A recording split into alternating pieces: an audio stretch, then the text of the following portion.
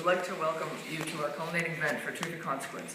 During this expedition, we explore the questions, how and why do we manipulate the truth, what is the truth, and how do we create positive social change? Since September, we have been learning about propaganda techniques and how people and organizations manipulate the truth to get people to support their cause or buy their products. We also learn about climate change and how it's manipulated through the media. Now, Elsa will be talking about the kickoff.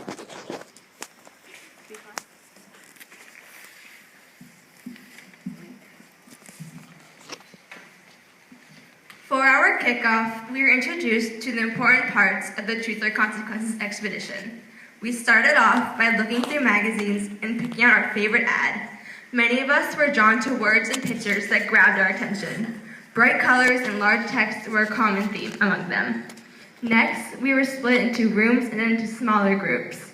All of the classes were given a demographic, which is a specific group of people, such as young women. We searched through magazines and sorted out ads and images that we thought would appeal to our target audience. We compared the two groups and talked about why we picked the certain ads. We learned that companies and organizations will manipulate the truth, will manipulate an ad to appeal to and interest a specific demographic.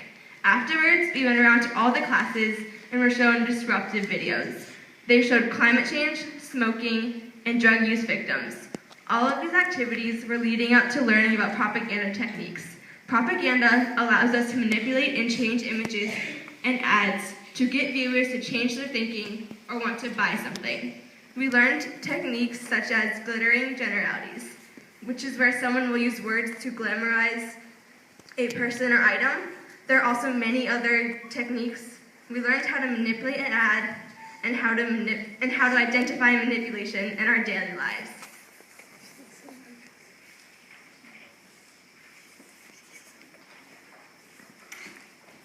Up next is Minar, who will be talking about the book, I Am Malala. In the beginning of our expedition, we read a book called I Am Malala. This book taught us many things about the importance of having an education. Malala has a father, his name is Zadif Yuzavi. He encouraged Malala in everything, especially when she talked about educating a girl in Pakistan. There is a group of people in Pakistan called the Taliban. This group did not want any girl to go to school because they thought it was haram. That word means against Islam religion. They threatened every girl in Pakistan. Some girls sneaked out to go to school. The book talked about the life of Malala when she spoke to the world about educating a girl. She wanted everyone in her country to go to school. She is a brave young woman. Malala was filled with hope. She knew that one day her word will spread out to everyone across the nation, and it really did. So I got a joke to lighten up the mood. So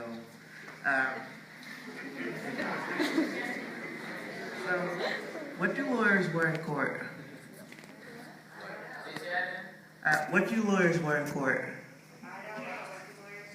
A lawsuit.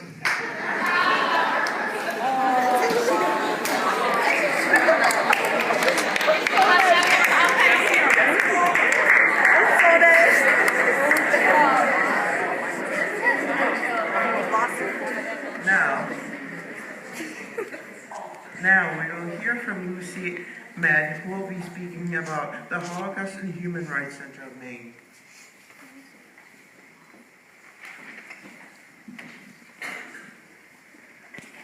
Throughout our visit to the Holocaust and Human Rights Center, we learned about stereotypes from Nazi Germany and our present-day life.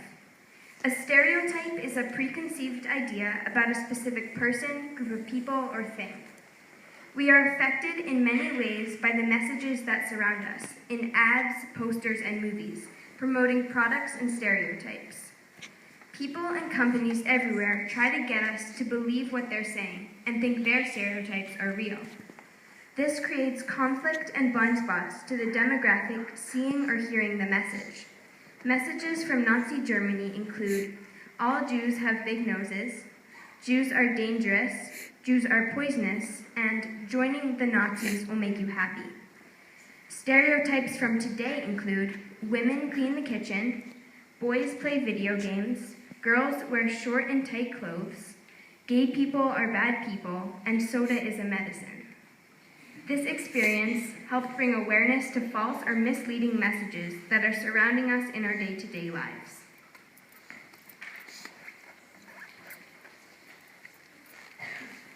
Up next is Sarah, who will be talking about the movie He Named Me Malala. In October, the whole house of Windsor 8 went to see the movie He Named Me Malala at the Nickelodeon Theater. We were reading the book I Am Malala, so we got a good visual of the events happening in the book. The movie brought the book to life. In the movie, we could see the differing opinions of Pakistani people. They were conflicted about Malala and her work as a positive social reformer. A small percent of Muslims think her work goes against their beliefs, but the majority of the world is inspired by her. Her work has helped girls get education all around the world.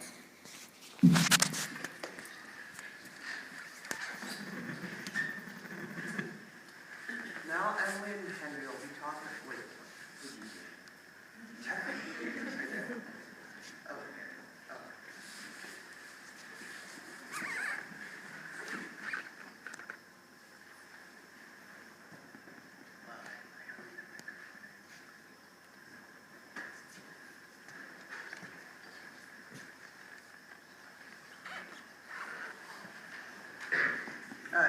Now we will hear from Miriam D, who will be speaking about the presentation he had from Ethos.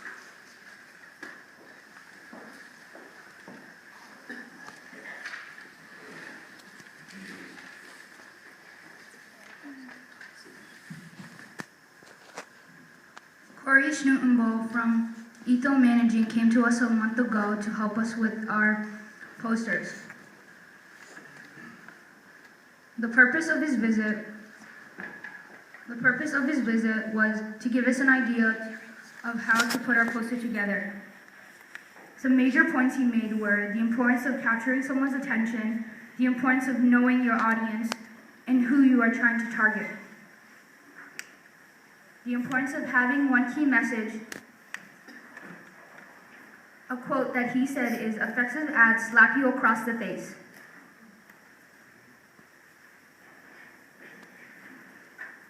They capture your attention and make you think.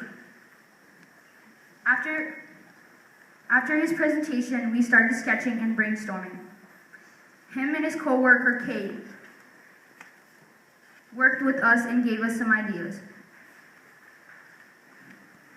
Overall, he gave me an idea about what I should do and how to put my poster together. And the last thing, if you work at Ethos Marketing as a creative executive, you can wear your jeans.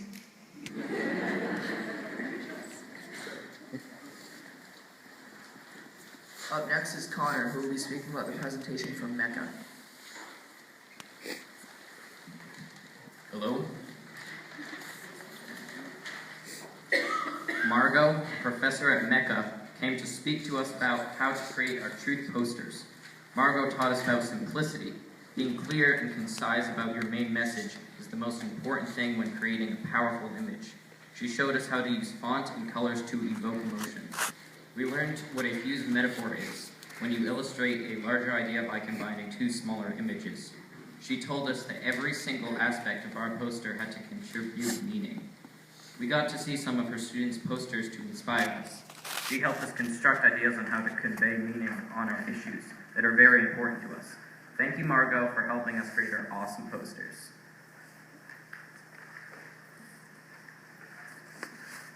Up next, May and Lucy Kilbreath will be representing their posters.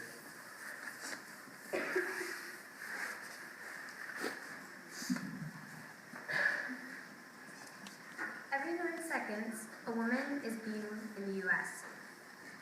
So from the time I've started talking up until now, 2 females in America have been physically hurt by a partner. Domestic violence happens when the abuser feels the need to have power because lack of power. The intention was to make my poster very simple, but still eye-catching. I put the heart inside the woman because it gives a very real emotional connection. I made it red and bleeding to show internal pain. I made the man's hand red as well to signal danger to the viewer and make it seem like the hand and the heart have a deep connection.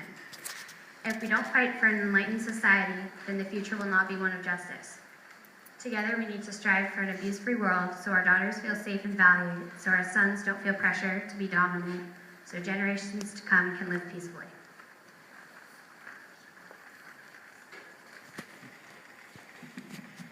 Don't know how I'm going to top that. The issue that my poster covers is homicide in the lesbian, gay, bisexual, and transgender community. I chose this issue for various reasons, which I can get into with you later. For me, the poster came before the issue. I knew I wanted to do something regarding the LGBTQ community, and it all just came together for me. I began doing quick thumbnail sketches, doodling different ideas in the margins of my screen. And in my thumbnail sketches, I drew something with a couple of skulls on it, and I knew that I wanted to use that design. I drew the image over and over. I went through so many iterations of the design, and then I finally drew them up on my iPad.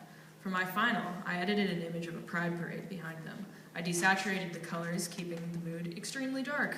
I also put the lettering small and in a vertical position, which draws your eyes back down to the drawing when you finish reading. We learned how to effectively use color and lettering from the MECA presentation, and we learned how to manipulate images and create effective graphic hierarchy on our iPads from an earlier science assignment. We were given advice from the Ethos Creative Brief, and because of all of that, the posters came out fantastic.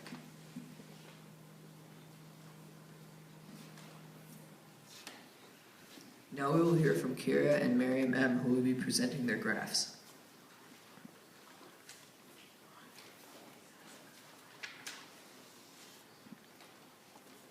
This graph depicts the percentage of 6 to 8-year-olds that have a desire to be thinner.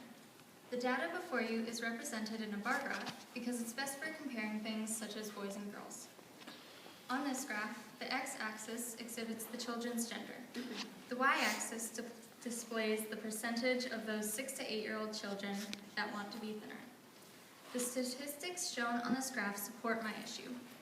This graph demonstrates that there is a high number of children, particularly young girls, struggling with their body image. The statistics from this graph prove that there really is a high number of children who aren't satisfied with their bodies. Though this graph is scientific, it's obvious that multiple parts of it are somewhat manipulated. The data entered into the graph is truthful, but on the title and the y-axis, I have bent the truth. I manipulated the graph by giving it a more dramatic title.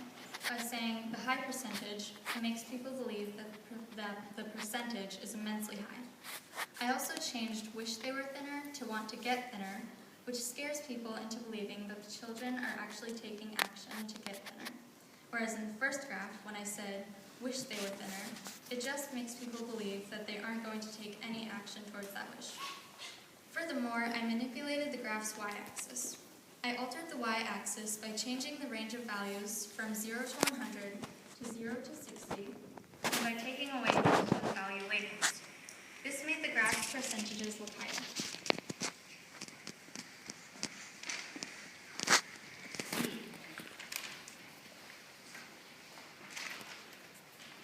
This graph compares the milk production versus the number of cows in the USA. I chose a 2D two-axis graph to show the difference in milk production and number of dairy cows. The bar graph shows the decrease in number of cows from 1950 to 2007. The increase in milk production is represented by the line graph. Including both graphs illustrates how, although the number of cows has decreased since 1950, the milk production has increased significantly. So we can see that although there are less cows, more milk is produced. This supports the fact that cows are being milked by force.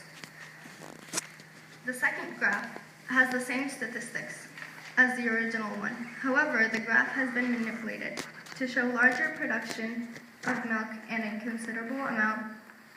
considerable decrease in cows. For both y-axes, the range has been changed.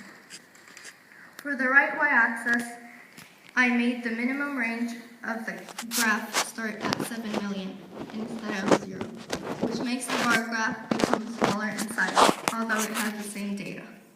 On the left y-axis, I made the milk production seem larger. Therefore, I started the range at 65, up from 0, to make the line graph look steeper.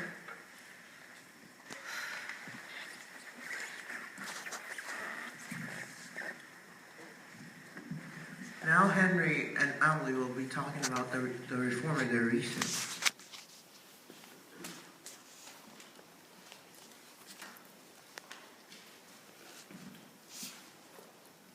For this research project, we selected a reformer, in my case Susan B. Anthony, and we researched their biographical information, what problem they wanted to fix, and what positive social change did they create or not create.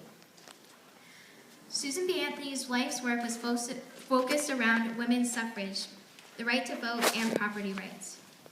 Susan B. Anthony became involved because her life experience and how she was raised. Her family was part of the Quaker religion. Quaker is a Christian branch that emerged in the 1600s.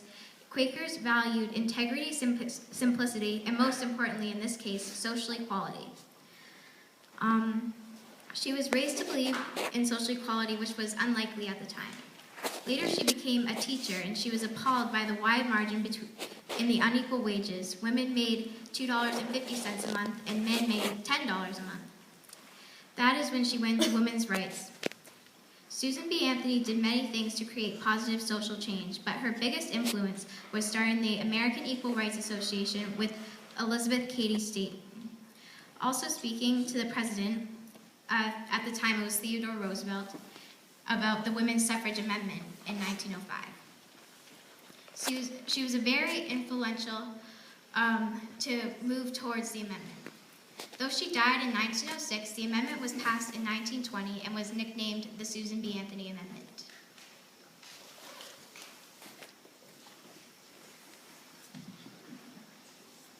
My two reformers were Ralph Becker Jr. and Gordon Walker.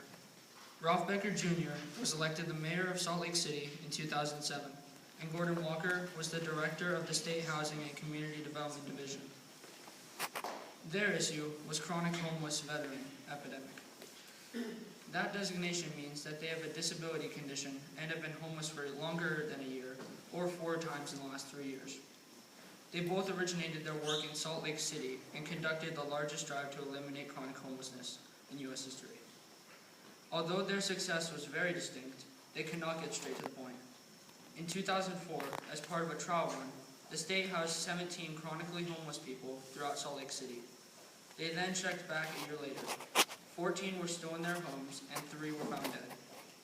The success rate had topped 80%, which to Mr. Walker sounded pretty good. Before instituting housing burst, Gordon Walker's plan. The state of Utah was spending on average $20,000 on every chronically homeless person. To cut those costs, but to also save lives, the state started setting up each chronically homeless person with his or her own home. Then, the state gave them counseling to help them with their demons. Gordon Walker eliminated 72% of homelessness, and Ralph Becker brought that 72 all the way up to 90 to 95 elimination in Salt Lake City. Now we will hear from Lily and Heath, who will be speaking about the Sports Drink Challenge.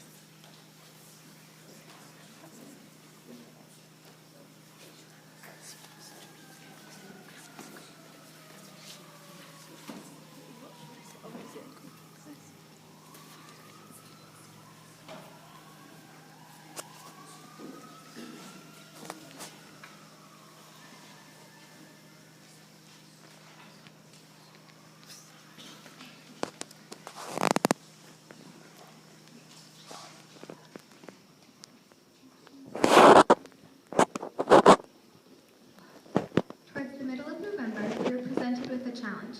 We would need to make a sports drink that was healthier, cheaper, and overall better than Gatorade. These new and improved sports drinks would help us to demonstrate that advertising companies are overselling these drinks. In fact, sports drink companies are a $6.81 billion industry.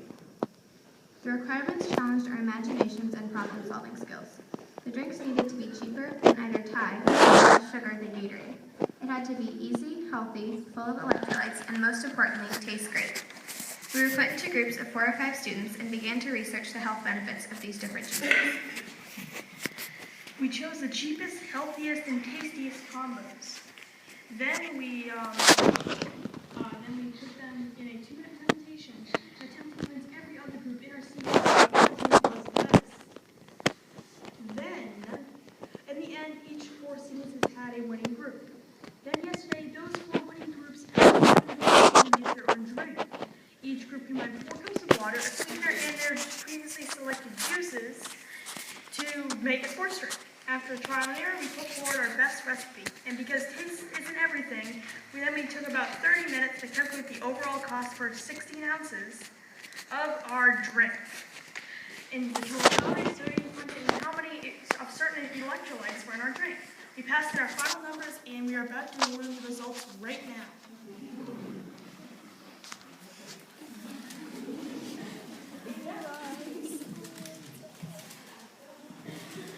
One moment. While Crockade provided the highest number of electrolytes, 15% more than Gatorade, the Crockade won that one.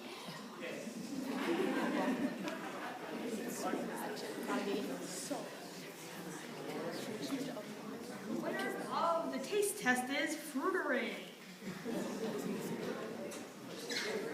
And if anyone wants the recipe for Fruiterade, see me after.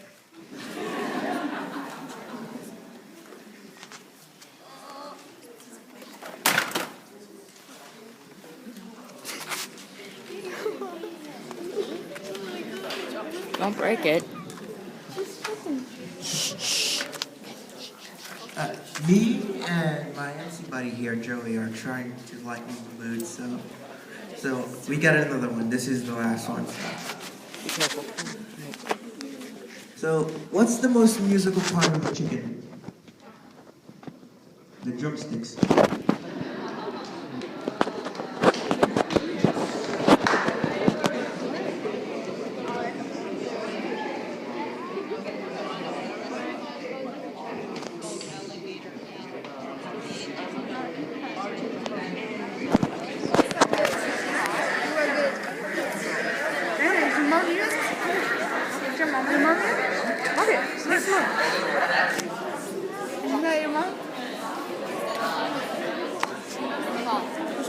This is recording, by the way.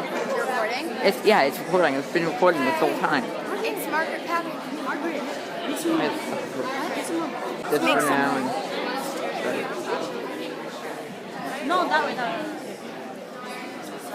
Okay, now, Ava, Makeda, Lillian, and Owen will be speaking about their extensive project.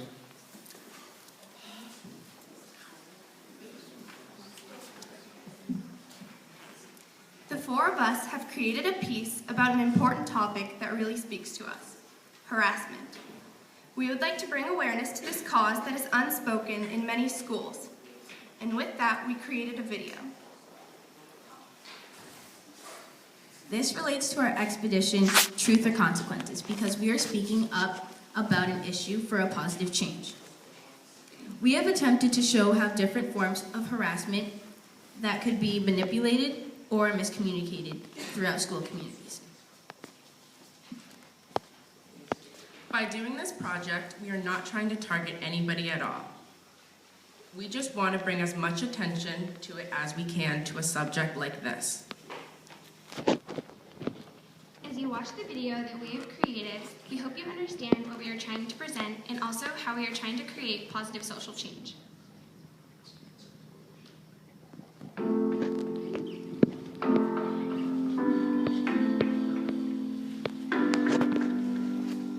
1 in 4 middle school kids say they've encountered unwanted verbal and physical harassment.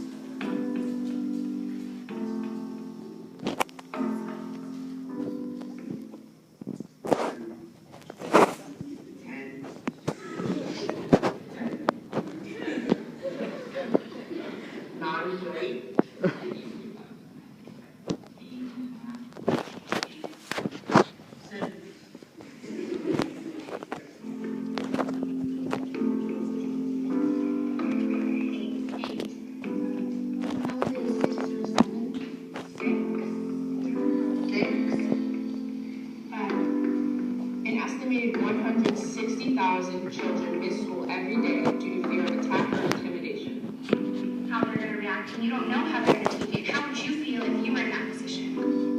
65% experience harassment. How a girl and a boy are supposed to look like. Not everybody looks the same, like everybody is really different from each other, and that's like okay.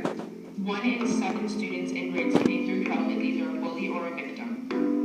But like at the same time, like they're friends. Like friends just do things to other friends. I get it, but like making people feel comfortable is very like I don't think it's okay. Harassment as a whole has risen 9% in the last year. Sometimes boys grab me while I'm standing in line or something.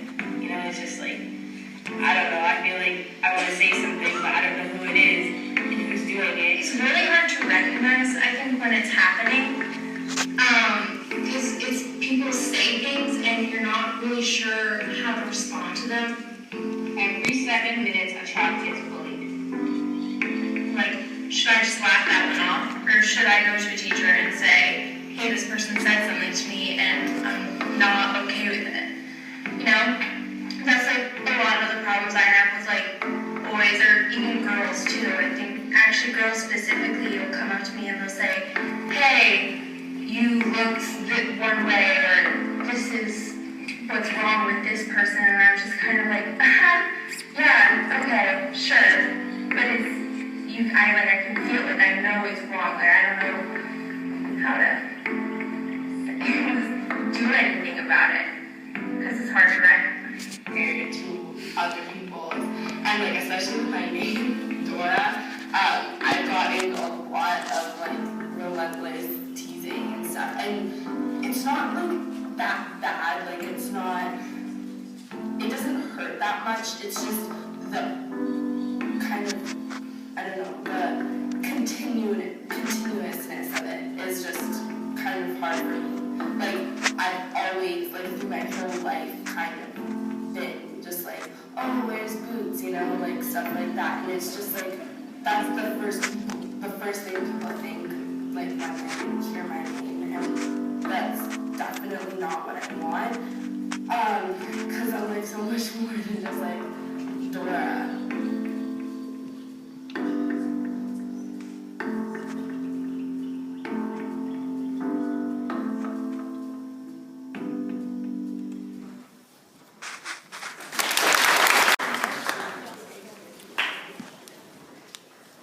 Now we'll hear from Alex, Jocelyn, and Nick, who will be speaking about their extension product.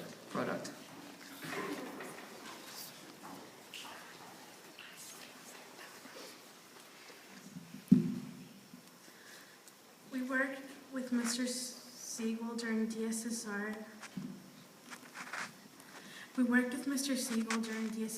and we read the essay, The Ways We Lie, by Stephanie Erickson, published on April 20th, 2009. To portray this essay in a poster that is over there in the easel, my group and I decided to use a mask. We used the mask because it symbolizes the outlining principles of lying, which are concealing the cold, hard truth. The tears of blood dripping down the mask's cheek represent how strenuous and unpleasant telling the truth is. Nick will tell you about the editing.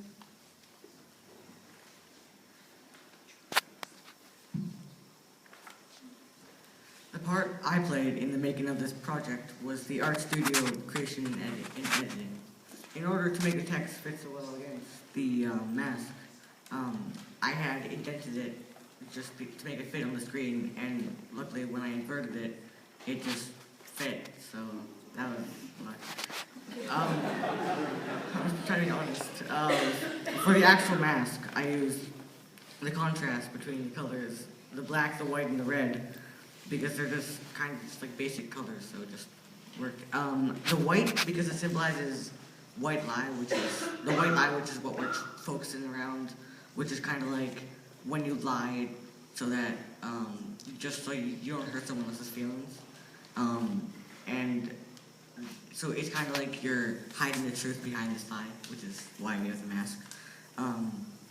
And the black background shows the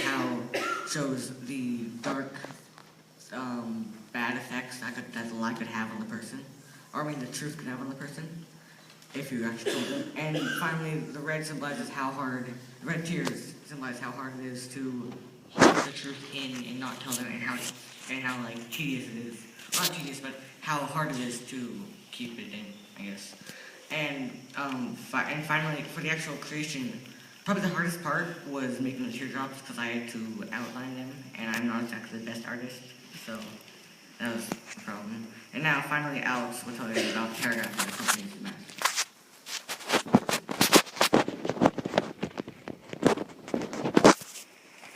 My part in the creation of the poster was writing the paragraph. It explains the ways we love and the types of lies it talks about.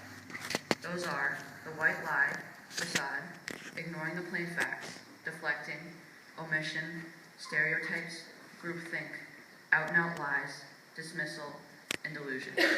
We try to categorize these under altering the truth and hiding the truth. We want you to know that even small lies make everything worse. That is the main message of our poster.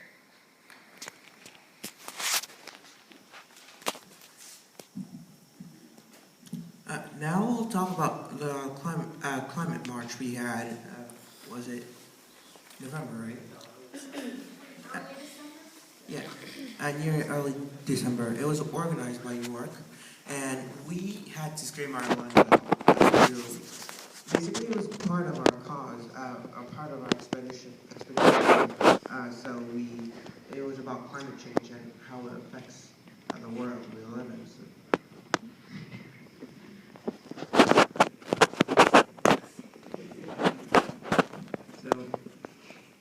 So we had, it was part of our expedition, the climate march with York. They organized it, and we were part of it.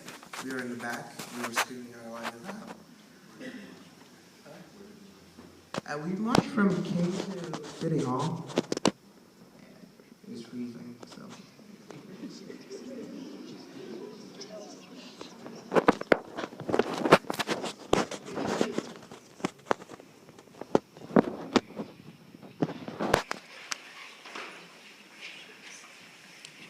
We were also learning about climate change in Mr. Hill's science class. Basically how carbon dioxide and other greenhouse gases affects the earth. And we also made posters for it, and a couple of our posters got chosen for it, so to be in the climate march. And we would also like to, on behalf of King Middle School, we would like to thank the Portland Masons for their generous donation that allows us to use this beautiful room today.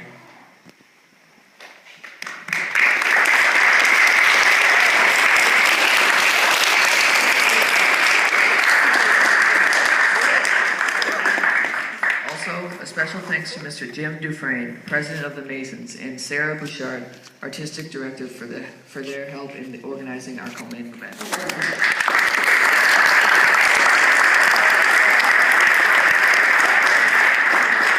Thank you for coming, and we hope you enjoy the rest of Truth and Consequences. We now invite you to view our work and ask students questions.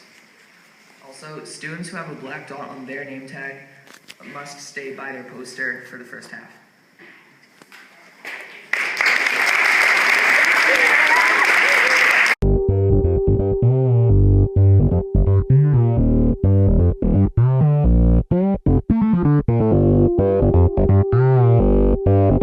Thank you.